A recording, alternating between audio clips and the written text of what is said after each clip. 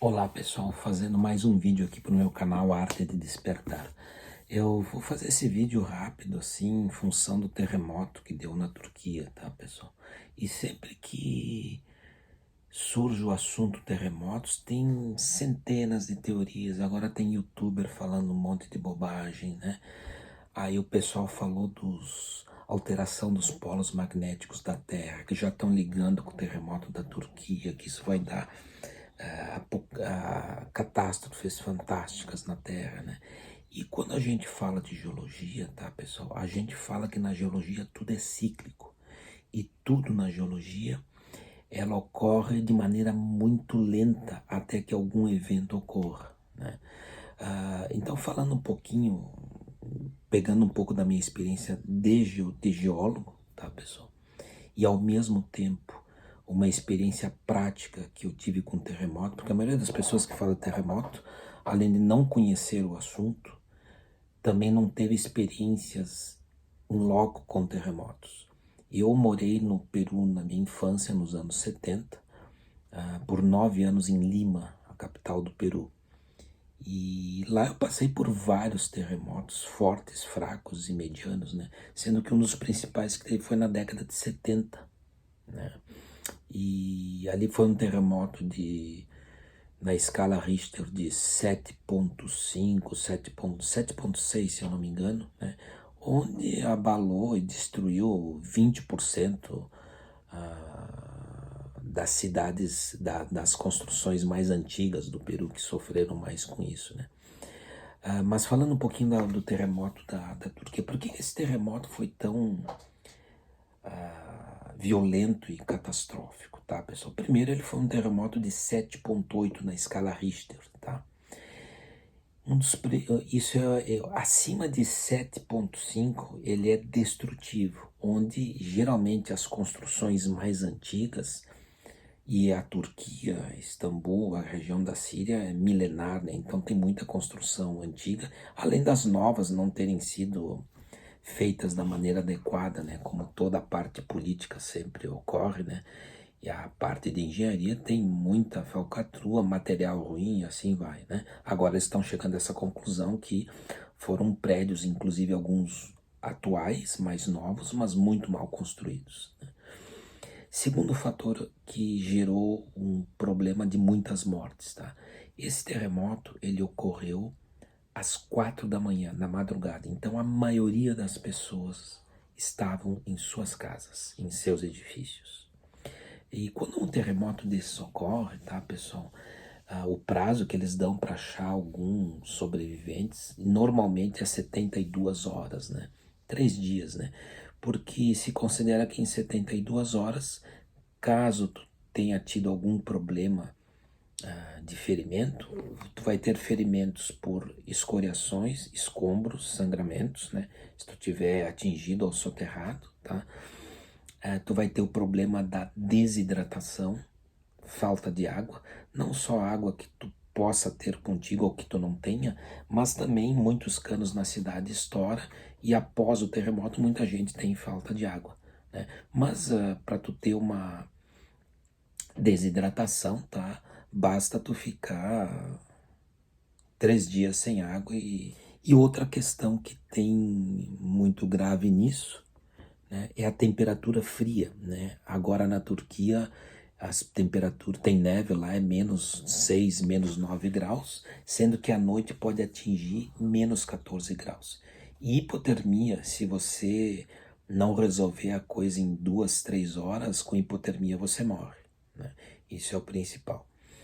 Outra coisa, hoje já estão prevendo, infelizmente, já está confirmado 27 mil mortos, né? Podendo chegar a 50 a 70 mil mortos. Como é que eles fazem isso, né?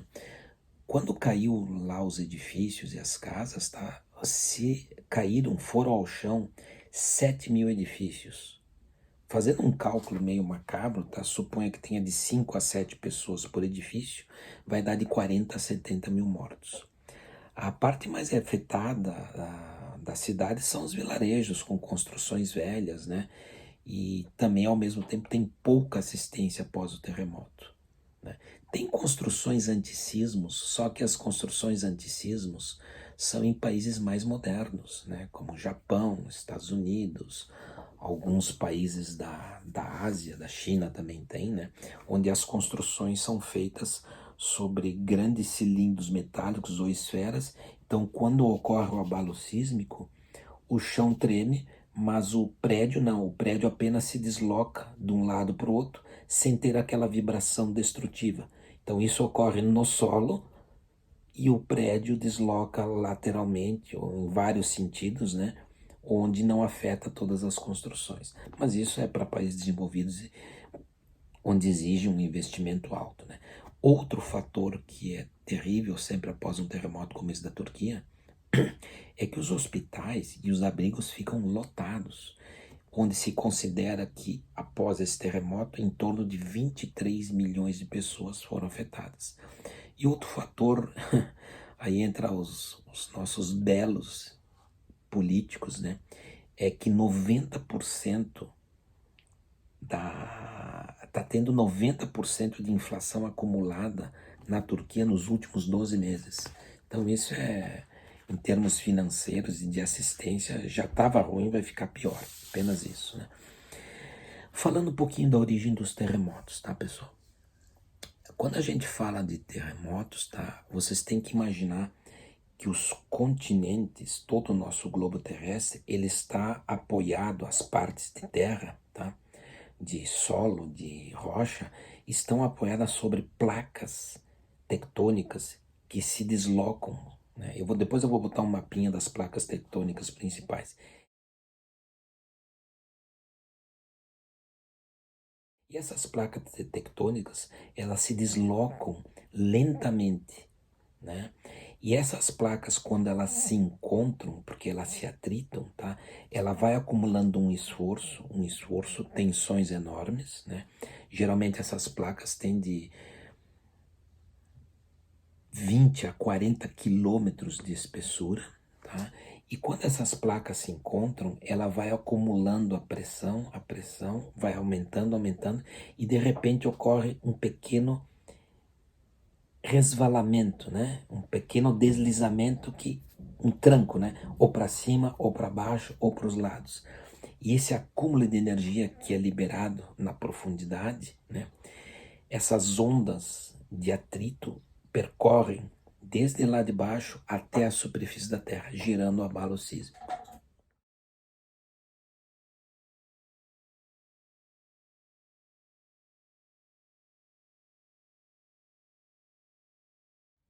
Essas placas, elas se afastam ou se aproximam, né? E é quando elas se aproximam que, ao se chocarem, né, esse acúmulo de tensão gera esse esforço que, no momento que é liberado, gera esse abalo sísmico, né? Se essas placas fossem fininhas, que não é o caso, elas iam se encontrar, iam se quebrar e não ia ter tanto atrito. Porém, as nossas placas tectônicas, como eu disse, são de 20 a 40 quilômetros de espessura. Imagina uma área de contato de 20 a 30 quilômetros de espessura sendo chocada, pressionada e atritada. Esse é o efeito dos terremotos. Após um terremoto dessa magnitude, poderá ocorrer outros terremotos da mesma magnitude? Isso a gente chama de terremotos secundários, tá? E eles ocorrem sempre após um terremoto principal, ocorrem tremores menores na escala de 3 a 5 graus. Raramente atinge 7,5 graus, que é o que causa destruição. Porém, na Turquia ocorreram dois terremotos na sequência, quase atingindo 8 graus na escala Richter. E geralmente esses terremotos secundários são de acomodação de algumas camadas, né, ou de outras rochas que estão no meio, que foram deslocadas por causa desse abalo sísmico maior. O atípico na Turquia, tá, como eu disse, foram esses dois terremotos, né? Depois teve terremotos secundários, né, na casa de 4 a 5, que sempre faz com que as pessoas fiquem preocupadas, com medo. Eu me lembro sempre que quando eu morei no Peru, tá, pessoal? Ah, quando dava o terremoto principal, normalmente quem não tem experiência com terremotos e as primeiras vezes que ele sente um terremoto, a pessoa bloqueia a mente. Leva um tempo para o cérebro entender o que está ocorrendo ao redor dela. Começa a cair coisas, começa a tremer o chão, tu não consegue te deslocar, caminhar direito ou correr direito, né? E leva um tempo, as pessoas meio que congelam. Mas quem já tem experiência, depois de ter passado alguns terremotos, a primeira atitude que a gente tem é sair em disparada da construção que você está e ir até o meio da rua, porque geralmente os carros param de andar, né? Tu vindo no meio da rua, caso caia alguma construção, tu vai ficar longe do desabamento. Então, essa é a atitude que a gente tem de automática. Isso é que nem um treino muscular, né? Uma memória muscular. Tu dá aquele terremoto, primeiro vem um som terrível, assim, que geralmente vem um som de uma turbina que vai aumentando e começa a tremer. E aí tu sai em disparada. Tanto é que quando eu cheguei nós saímos do Peru e voltamos a morar no Brasil, sempre quando tinha um som de turbina de avião, que tinha rota de aviões aqui, onde a gente mora, né? Sempre que a gente ouvia a turbina de avião, eu me lembro que eu era pequeno, que era criança ainda, adolescente, né? Eu levei, acredito que 1 ano ou 2 para me acostumar a ouvir o som de aviões ou jatos passando, tá? E não dar aquela sensação de começar a correr. Então eu levei um tempo até que a minha mãe e meu pai me convenceram, quando eu era criança, né, adolescente, de que no Brasil não tinha terremotos. Porque eu acreditava que tinha por tudo isso, né? Então eu ouvi o som do avião e já saía na disparada, né? Levou um tempo para acostumar com isso. Esses efeitos secundários, de tremores secundários, poderá levar semanas, tá, pessoal? Por isso que muita gente, após os terremotos, eles analisam os edifícios, muitos não voltam para suas moradias, porque mesmo esses abalos menores, pós-terremoto maior, de 3 a 5 graus, pode causar ainda desabamentos. Outra coisa que o pessoal sempre pergunta, né? Poxa, mas a ciência evoluiu tanto, não tem como prever os terremotos, não tem como as pessoas se prepararem para isso, né? Infelizmente não, pessoal, né? Apenas o que a geologia faz, ela mapeia os locais e as zonas propícias onde há as placas tectônicas, onde elas estão se encontrando. E também alguns lugares no mundo, como a Turquia, tá, pessoal, onde grandes sismos ocorrem, tá? Eles têm uma previsão de que alguns desses grandes terremotos em vários pontos do mundo, principalmente nas regiões onde há o Círculo do Fogo, que é o Círculo do Pacífico, depois eu vou mostrar um mapa sobre isso,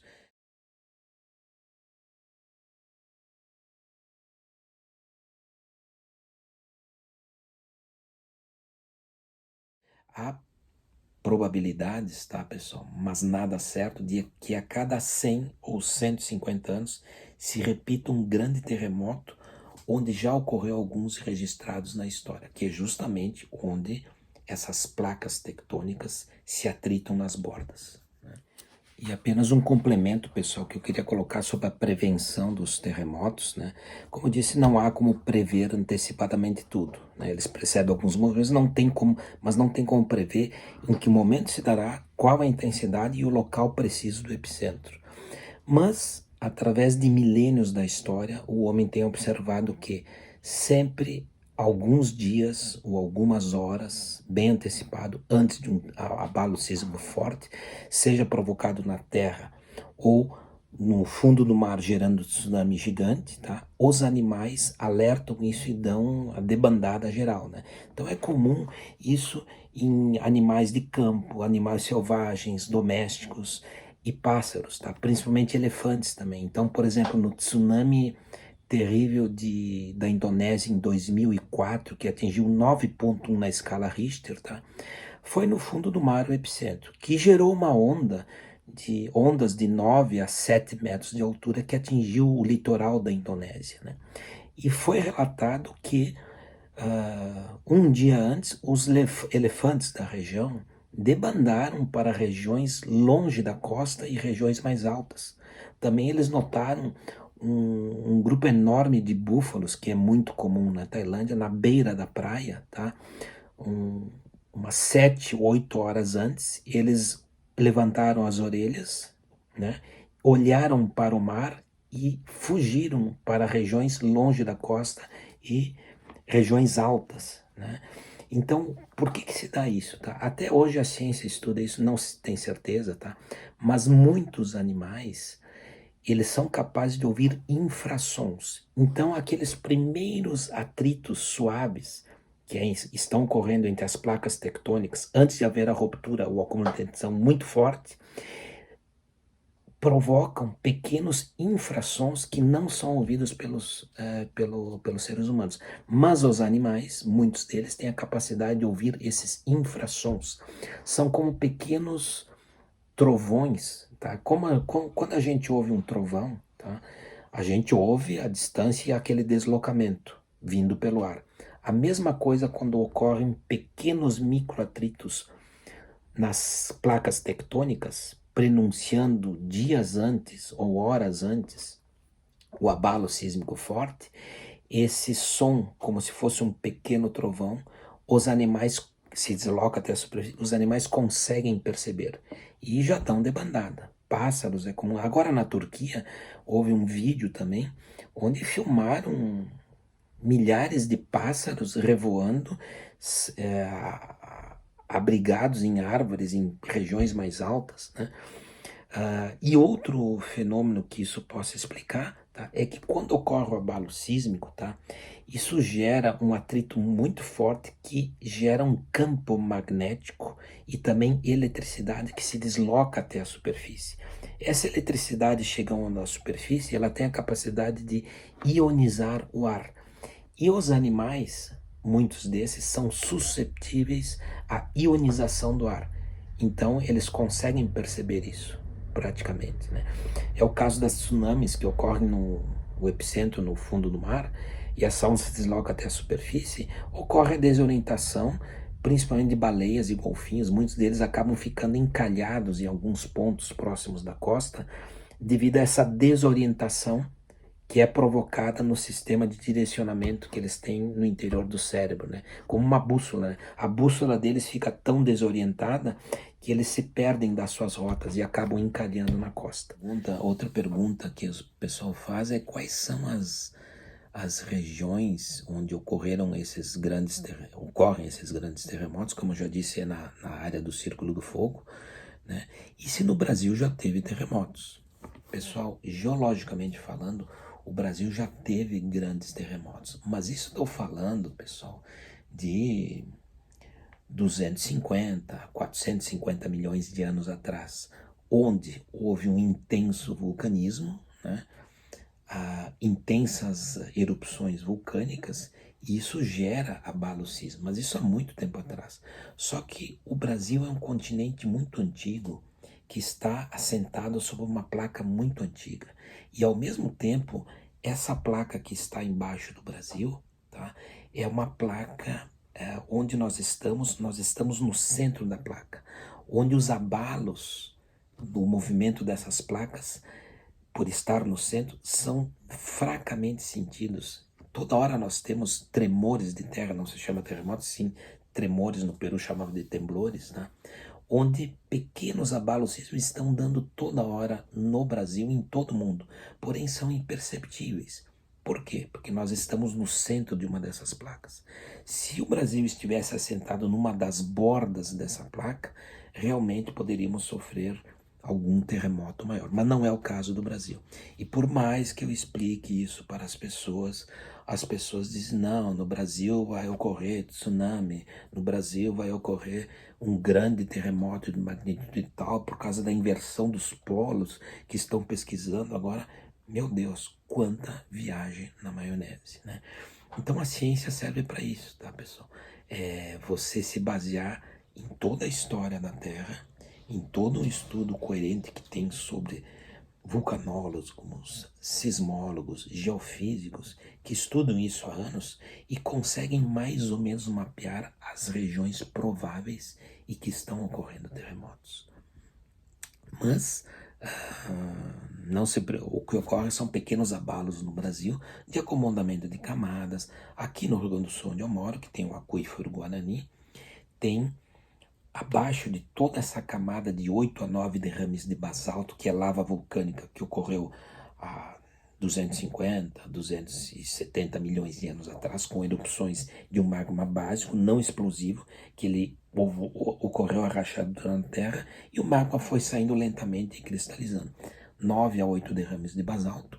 Esse basalto está sobre o arenito Botucatu, que é o nosso aquífero guarani, que pega parte do Uruguai, uma pequena pontinha da Argentina e pega Rio Grande do Sul, Paraná, Santa Catarina, vai até São Paulo. É o segundo maior corpo de água doce do mundo. Então todo esse aquífero, que o arenito é uma rocha compactada, como se fosse uma areia, tijolos de areia compactado, abaixo está sobre o basalto. O que acontece? Toda essa pressão desse basalto em cima desse arenito faz com que a rocha preta do basalto aquece muito durante o dia, esfria muito durante a noite, ocorre dilatação dessa rocha. E essa dilatação, às vezes, ocorre uma rachadura em placas grandes também do arenito Botucatu lá embaixo. E esse rompimento dá um pequeno atrito que às vezes dá um pequeno tremor de terra. Mas isso não é um terremoto, pessoal. É acomodamento das camadas. E esse aqui, o esqueminha que eu fiz aqui do Rio Grande do Sul, né, do nosso basalto, isso aqui há 270, 250 milhões de anos ocorreu rachaduras na Terra, gerou os derrames de basalto até a superfície, que vem extravasando lentamente. Esses fenômenos ocorreram de 2 a 9 movimentos geológicos e erupções de magma basáltico até a superfície, que gerou as nossas quase 800, 900 metros de basalto que nós temos aqui, que cobre o Rio Grande do Sul, né, onde 70% do Rio Grande do Sul é feito dessa rocha basáltica preta, né? E abaixo desse basalto, nós temos o arenito Botucatu. Devido à pressão e dilatação dessas rochas, às vezes ocorrem pequenas rachaduras nessas placas de arenito aqui do interior da Terra. Isso gera um pequeno abalo sísmico que às vezes em alguns pontos se sente um leve tremor na Terra. E aí as pessoas ficam preocupadas que vai ter tremores avassaladores, que o nível do mar vai subir, né? Tudo loucura de quem não entende do que está falando, né? Como eu disse, o Brasil está sobre uma placa muito antiga e nós estamos no centro dessa placa tectônica, portanto longe das beiradas das placas, que é onde tem atrito com outras placas que geram os tremores, os tsunamis e assim por diante. É isso, pessoal. Mas por mais que eu explique isso para as pessoas quando me pesem nisso, elas continuam falando da inversão dos polos magnéticos, eles começam a puxar fenômenos naturais que ocorrem em todo mundo, e como em todo mundo antigamente, não se tinha tanta informação. A informação era por carta ou por jornais, né? Levava tempo para chegar uma informação que ocorreu um terremoto na ilha de Java, que explodiu um vulcão em outro local do mundo, né? Hoje não, com a informação que nós temos, todas essas informações circulam rapidamente. E aí as pessoas começam a ligar os pontos, porque isso sempre ocorreu na Terra, falando em termos geológicos. Só que o nível de informação que nós temos é tão grande que se alguém soltar um pum lá na China, né, e que achem que isso é importante, nós vamos saber aqui. A mesma coisa ocorre na geologia. Eu já falei um pouquinho assim da prevenção arquitetônica, né, pessoal, dos amortecedores, dos cilindros de metal gigantescos, esferas de metal que é colocado embaixo dos edifícios para evitar que os prédios caiam, né, e gerem muitas mortes. Geralmente países ricos fazem isso, né. Uma coisa que a gente sempre coloca, eu gosto da área de sobrevivencialismo, né, que é uma área que eu estudo, pratico e acho que não tem nada a ver com aquele sobrevivencialismo de Walking Dead e de fim do mundo e de apocalipse. Não. O que é um sobrevivencialista? É você estar preparado para uma situação que ninguém espera que ocorra, mas se ela ocorrer, você está preparado. Como? Primeira coisa, com conhecimento. Segundo, com um mínimo de equipamento. E terceiro, saber usar esses equipamentos, né? Então, sempre que a gente fala de terremotos, eu considero assim que muitos órgãos oficiais de emergência já treinam as pessoas para isso, né? Tu tem que pegar e sair do epicentro, né? Saia da tua casa, se desloque por uma área mais segura, geralmente áreas abertas, tá? Onde não tenham prédios ao redor, principalmente prédios antigos, né? E esses abrigos, geralmente, quando eles fazem, eles são feitos em lugares abertos, né? Depois, mais adiante, acho que semana que vem eu vou fazer um vídeo, tá? Dos 10 principais equipamentos, né, que uma pessoa deve ter consigo caso ela esteja, ou more, ou esteja de passagem por uma área de risco de terremotos, né? No Brasil não é necessário isso, né? Porque não tem terremotos. Mas às vezes você vai estar numa área viajando, né? Ou as pessoas que moram nessas áreas, é fundamental tu ter um mínimo do mínimo caso isso ocorra, para tu ter um mínimo de chance de sobrevivência e também ter um mínimo de chance de se evadir do local onde houve o abalo sísmico e poder se deslocar por essa área conflagrada e destruída com segurança. Mas isso eu coloco depois, né? Ah, a profundidade dos terremotos, já que eu falei no epicentro, tá, pessoal? Como eu disse, essas placas têm espessura de 20 a 40 quilômetros, né? E esse atrito ocorre em alguma parte dessa espessura dessa camada, tá? O da Turquia ocorreu a 16 quilômetros de profundidade, né? Onde houve toda a liberação dessa energia, né? A espessura da placa, tá? Que gera toda essa energia, se fosse fininha, como eu disse, ela se bateria, mas como ela é grossa, tá? Esse atrito acumula e a placa não rompe. É simplesmente o atrito entre uma placa e outra. De tanto acúmulo de pressão, essa placa escorrega repentinamente. Isso gera um deslocamento de uma vibração que atinge a superfície, né? Como eu disse, né, pessoal, o tempo normal de resgate vai de 72 a 96 horas, né? Onde após isso a desidratação, a hipotermia e os ferimentos causados, o pessoal já considera que após no máximo 96 horas, todo aquele pessoal já está morto, né? Se não achou as pessoas, não tem mais condições. Com raríssimas exceções. Quais são essas exceções, né? Às vezes algumas pessoas ficam presas em escombros, por isso que no Peru a gente sempre aprendia que começou a dar um abalo sísmico, tu tem que ir para baixo de uma mesa, para baixo de uma cama, porque começa a cair detritos, né? Caso o edifício todo caia, que o mais terrível porque quando tu tem um abalo sísmico, aqui tá a terra, aqui tá o edifício, ele mexe assim, né? Em tudo que é direção. E o edifício começa a fazer assim. Só que conforme o edifício aumenta, a maior zona de balanço do edifício não é a base, é a parte superior, certo? Vai tudo mexendo, mas a parte superior, como está mais longe do chão, ela tem um poder de chicote. Então, quando isso ocorre, por isso que é comum, às vezes, vídeos que a gente vê, quando cai um edifício, e esse chicote ocorre num edifício de médio porte, né, até alguns de pequeno porte, que dirá os de maior porte, né? A placa de cima cai e vem solapando que nem uma panqueca, placas de concreto sobre outra. Por isso que o edifício cai reto, porque o abalo maior ocorre na parte de cima do edifício. E todas aquelas placas de concreto começam a cair de cima para baixo com efeito dominó, e o edifício cai inteiro. Geralmente não sobra ninguém nessa condição. Mas há casos onde parte caiu e parte ficou um pouco estruturada do lado do edifício. Por isso que eles aconselham sempre as pessoas a irem nas quinas dos edifícios, porque tem mais suporte devido à construção de ferro, aço, concreto, né? As quinas têm mais condições, né, de suportar os detritos de cima. E também onde tem as escadarias, né? Porque a escadaria é um tubo que tem uma construção mais forte e se cair as placas, às vezes é comum tu ver uma escadaria em pé. E algumas pessoas conseguiram se abrigar nessa parte que não ruiu ou ruiu temporariamente. Então, isso são prevenções que a gente faz, né, para evitar algumas confusões. E o pior lugar do mundo, tá? Se você está no edifício, é correr para o elevador. Porque além da parte elétrica estar danificada, né, e o elevador parar, qualquer rachadura no edifício, a primeira coisa que vai travar é o elevador. Aí você vai ficar preso dentro de uma caixa de metal, com tudo caindo, o que é pior ainda. Mais ou menos isso, né? Então é isso, pessoal. Apenas algumas considerações que eu quis fazer sobre esse fenômeno chamado terremoto, tá? E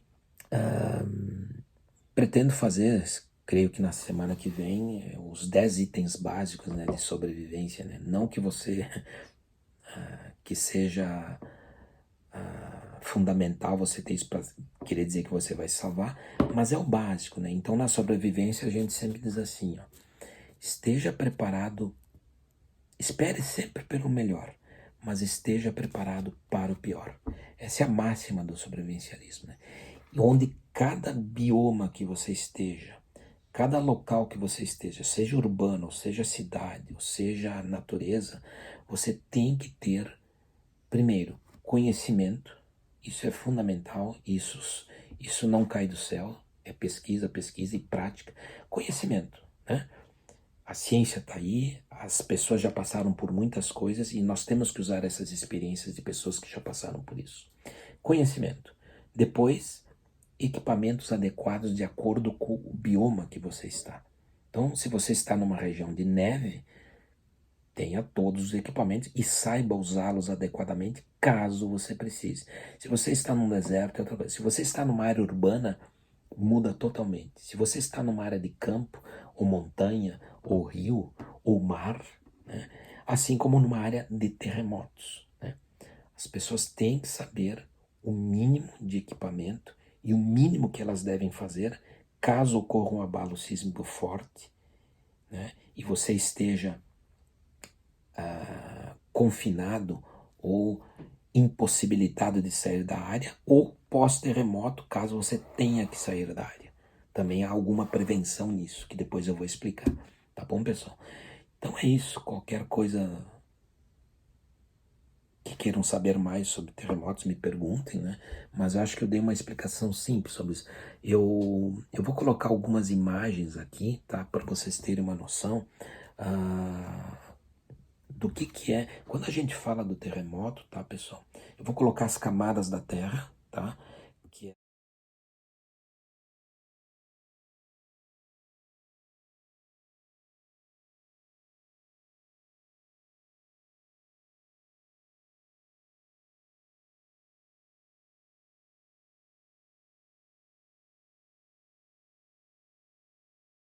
a camada da crosta, é o cial, que é silício e alumínio, que é onde nós estamos, nas rochas, na parte de superfície. Tem o cima, que é silício e magnésio, que é a camada que pertence aos oceanos, tem um fundo oceânico, tá? Geralmente o fundo oceânico, ele é uma camada mais densa. Por isso que quando chega no continente, tá, pessoal? Aqui é o continente, aqui é o oceano. Placa do continente, placa do oceano. Como a camada do oceano ela é mais densa, ela submerge abaixo da superfície da crosta terrestre. É lógico que ela vai descendo e essa camada do oceano que constantemente vai crescendo, tem uma cordilheira meso-oceânica, né, no meio do Atlântico, tá? Que constantemente está gerando essa placa oceânica que vai, quando chega no continente, ela submerge e ela é, por temperatura, ela é desmanchada lá na profundidade da Terra e gera uma corrente de convecção. Essa camada é desmanchada pela temperatura e volta de novo pela corrente mesoceânica. Então, quando chega aqui, por isso que o atrito de algumas placas que estão nas bordas dos continentes, eles estão aqui se chocando também, né? Junto com essa camada. Então, eu vou colocar as camadas da Terra, tá? Vou colocar a imagem do vulcão, do vulcanismo que ocorre nessa círculo do fogo, né? Que é essa borda pacífica que corre todos os continentes, né? Pegando toda a cordilheira dos Andes, subindo até o Alasca, dando a volta, passando pelo Japão, passando pela Índia, China, chegando à Indonésia, às Filipinas, à Nova Zelândia, né? Então esse é o Círculo do Fogo. E vou colocar a marca do Círculo do Fogo daí também numa imagem, para vocês terem um pouco de noção de como isso funciona, tá?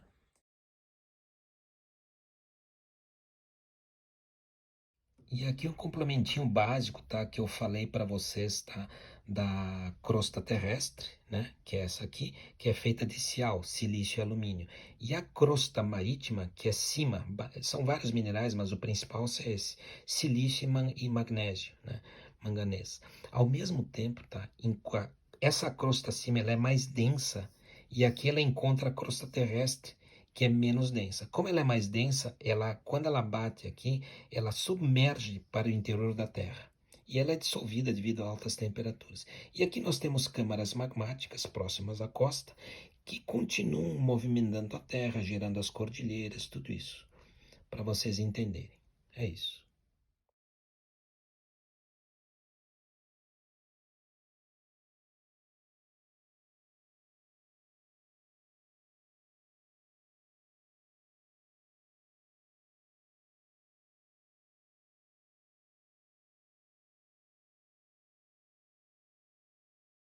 Então, assim, ó, lembrem que tudo quando a gente fala de geologia, a gente fala de situações, movimentos lentos, leva muito tempo para algo ocorrer, né? Mas tudo é cíclico e a Terra é um ser vivo que lá embaixo nunca para as coisas de se movimentarem.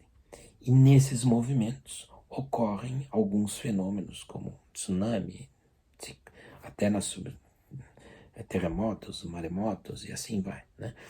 Mas lembrem sempre, tá, pessoal? Não vão atrás, que agora vai ter centenas de YouTubers já estão falando isso, né? Com as teorias mais loucas, tá?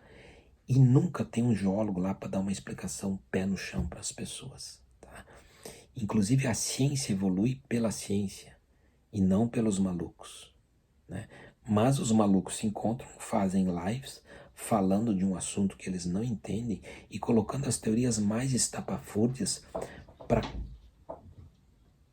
para aumentarem as suas teorias loucas, como essa história da inversão dos polos da Terra, pessoal.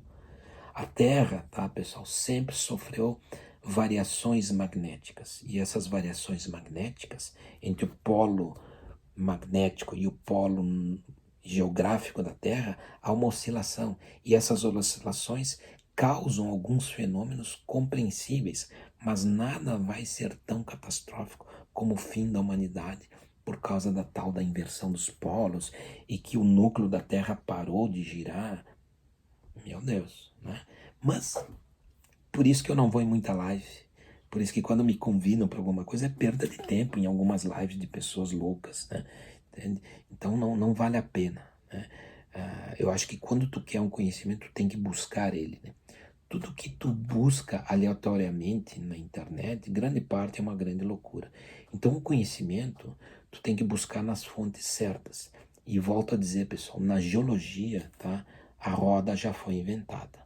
O que tem de gente aí falando nesses assuntos, inventando rodas, pessoal, não tem sentido. Então eu sempre digo, busque o teu conhecimento nas fontes originais. Está tudo lá. Assim como quando a gente fala de espiritualidade, pessoal, é a mesma coisa. Busque o conhecimento espiritual nas antigas filosofias, nas antigas religiões. Esqueçam os modernos. Os modernos, seja de espiritualidade, de ciência, não pesquisam nada. Eles assistem 5, 6 vídeos no YouTube e já montam uma live de 2, 3 horas falando de assuntos que não conhecem. E o pior, o pessoal que assiste também não pesquisa nada. E quando tu vê, tu cria um nicho de loucura que vai se alastrando por toda a Terra. Eu volto a dizer, pessoal, o fim da humanidade já começou, né? Os fenômenos naturais sempre ocorreram na Terra. Agora, não é que eles estão ocorrendo mais, sempre ocorreram. Como nós temos mais meios de comunicação, qualquer movimento que ocorre na Indonésia, ou no Chile, ou na Cordilheira, ou na cratera do México, na fossa abissal de 11 mil metros que está na Baía do México, a gente fica sabendo. Mas o fim da humanidade se dará pelo próprio homem. Por quê? Porque o homem está atingindo um nível de loucura e de descontrole, né, das suas capacidades físicas, mentais, emocionais e energéticas, que isso é inevitável, que o próprio homem vá se autodestruir. A gente não precisa de nenhum fenômeno grande para destruir a humanidade. Não precisa, pessoal. E se um dia nós voltarmos a ter grandes revoluções geológicas na Terra que causem um grande abalo e que muita destruição, a Terra se regenera por si só, né? Ela é lenta, né? Ela tem o tempo dela, mas o homem, pessoal, está num processo de aceleração, de autodestruição, pela loucura que ele está tendo, né? Pela falta de conhecimento, pelo descontrole físico, mental, emocional e energético das pessoas, tá? E ao mesmo tempo, o homem, ele não tem os princípios éticos, morais e espirituais, que é o que nos torna homens espirituais, né? Com valores elevados, tá? Que faz com que a gente evolua em meio a essa evolução universal da Terra, junto com tudo isso. E quando o homem perde seus valores morais e espirituais, basta ver a história. Todas as grandes civilizações que desapareceram da Terra, pessoal, pegando a história mesmo, de muito tempo atrás até hoje, desapareceram pela perda dos seus princípios morais, espirituais, éticos. Pode ver, todas as grandes civilizações. Isso vai se repetir. Aliás, a história se repete. Aliás, a geologia é cíclica, ela se repete. É isso, pessoal. Espero que tenham gostado, que eu possa ter esclarecido um pouco desse fenômeno natural da Terra, né? E vou fazer aquele outro vídeo, acho que é importante, né? Mesmo que a gente não tenha terremotos no Brasil, a nível de conhecimento é importante saber os 10 itens básicos, né? Para ter um mínimo de chance de ter um pouco mais de sobrevida durante ou pós um terremoto, né? Obrigado, pessoal. Curta o canal, divulguem, né? Mande para as pessoas, se inscrevam acima de tudo, tá? Se inscrevam no canal, pessoal, tá? Às vezes a gente se inscreve em tanto canal idiotado, eu também, mas eu tenho regulado cada vez mais isso, né? Mas faça um filtro dos canais que você segue, né?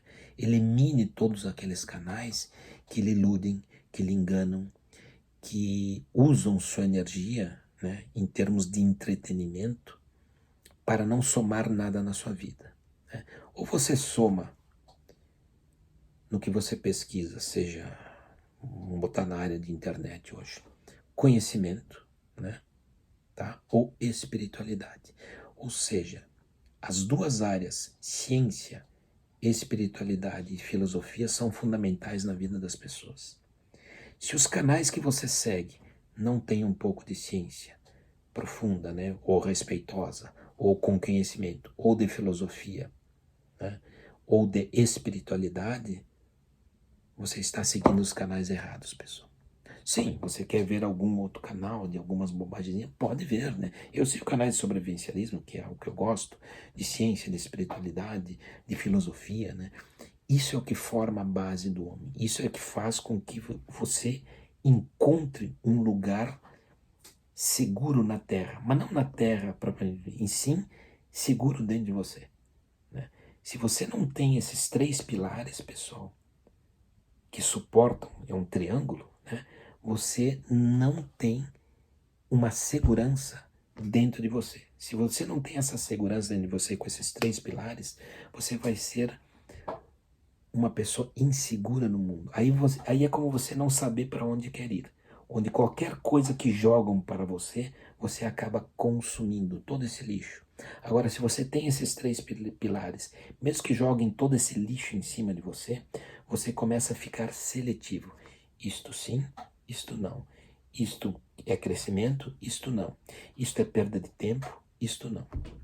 Isso me deixa bem, isto me deixa mal. É isso, pessoal. Tá bom? Se inscreva no canal. Grato por mais assistirem esses 37 minutos, 40 minutos, né? Falei um pouco demais, mas é que nem o Alcione sempre diz, né? Falar um pouco de conhecimento, tem que ter tempo para isso, né? Às vezes as pessoas dizem, mas Fernando, por que tu não faz videozinhos curtos de 3 minutos? De quê? Vou falar o que em 3 minutos, pessoal? Né? Só se é bobagem. Bobagem tu fala em 3 minutos. Agora, se tu quer aprofundar um pouco algum assunto, tá? Tem que falar no mínimo 30 minutos, 40 minutos, 1 hora, dali para mais, pessoal. Né? É isso. Muito obrigado, tá, pessoal? Se inscrevam no canal. Valeu!